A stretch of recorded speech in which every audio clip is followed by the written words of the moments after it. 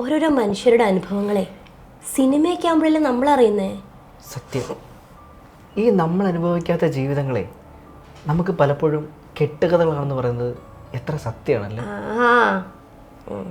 അപ്പൊ ജി പടം കണ്ടല്ലേ? കണ്ടു. അല്ല ജി കണ്ടു.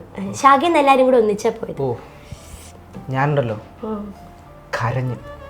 ഞാനും കരഞ്ഞു, പൊട്ടിക്കരഞ്ഞു, കരഞ്ഞു മെഴുകി. എങ്കിലും ആ മനുഷ്യനെ എത്രത്തോളം അനുഭവിച്ചു കാണുമല്ലേ? ഒരുപാട് അനുഭവിച്ചു. ഈ നരകയാതന എന്നൊക്കെ പറയില്ലേ? സത്യം.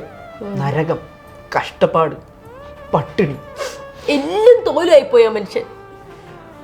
എന്തായാലും ഈ ഒരു സിനിമ കൊണ്ട് ആളുകൾ അദ്ദേഹത്തെ അംഗീകരിച്ചല്ലോ. അത് ഓർക്കുമ്പോഴേ ഒരു അത് സത്യം.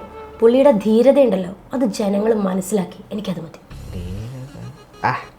പക്ഷെ ഇപ്പോഴും ഹൃദയത്തിനൊരു വിങ്ങലുണ്ടാവും ജി, വിങ്ങലുണ്ടാവും. ഏതൊരു രാജ്യസ്നേഹിക്കും കുറച്ച് ദിവസത്തേക്ക് ഒരു വിങ്ങലുണ്ടാവും.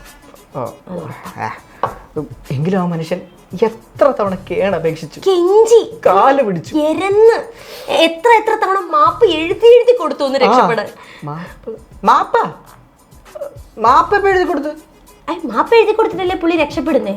മാപ്പ് എഴുതി അങ്ങനൊരു സീൻ ഞാൻ കണ്ടില്ലല്ലോ. എടോ, മാപ്പ് എഴുതി കൊടുത്തതിന്റെ പേരിലല്ലേ ഈ പുള്ളിനെ പിടിച്ച് ഇപ്പോഴും നാട്ടുകാർ പൊങ്കാലക്കിടുന്നേ? മാപ്പ് എഴുതി കൊടുത്തതിന്റെ അല്ല. അപ്പൊ ജി സിനിമ കണ്ടില്ലേ? എടോ, പടം കണ്ടെന്ന്. നമ്മുടെ ശാഖയെന്ന് എല്ലാരും കൂടെ ഷൂസ് ഇട്ടോണ്ടല്ലേ പോയത്. ഷൂസ് ഇട്ടോണ്ട്? ആട് ജി ഏത് സിനിമയുടെ കാര്യം പറയുന്നത്?